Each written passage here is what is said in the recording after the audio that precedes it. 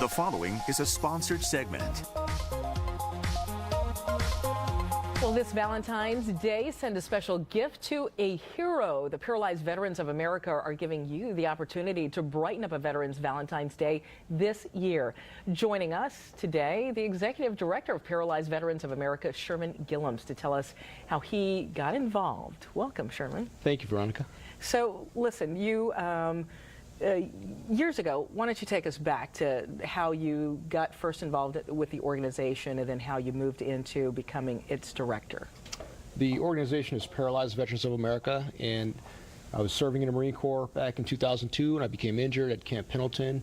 I suffered a spinal cord injury in a vehicle rollover. And the organization found me, and that's the important thing about what we... So how long were you at the hospital, military hospital? Typically, a stay for a spinal cord injury is about 6 months as an inpatient, and then there's a period of outpatient rehabilitation that follows that, but you really heal over the course of years. You know, the evolution is such that you do your rehabilitation, but then you have to reintegrate back into the community. You get involved in adaptive sports, you go back to school. In my case, I resumed my studies at University of San Diego, earned a graduate degree, and then I got a job with Paralyzed Veterans of America. This was back in 2004. Giving back to veterans. I wanted to help veterans who were in my situation.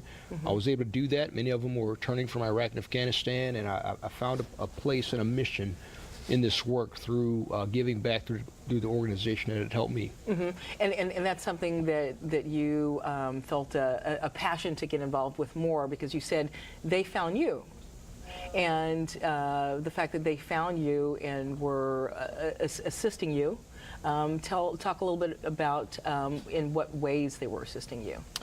When you're injured, you got a lot of things on your mind. Of course, you're worried about rehab. You're worried about your mental state. You're worried about your life. But the other aspects of life don't stop. You still have bills to pay. Right. In my case, I had kids to take care of. You still have normal aspects of life to have to continue.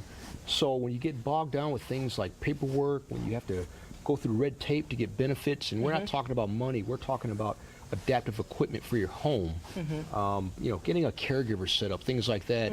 This organization does that well, and we know what those veterans are in for, and so we help the veterans focus just on healing, focus on the things that are truly important, while we take care of the other things that become more important when they leave the hospital and begin to reintegrate and live their lives again. Tell us about the Love Our Veterans campaign. Well, I love this campaign because, you know, I'll start with this idea. I've been very fortunate as a paralyzed veteran who's been embraced by my community, my local community.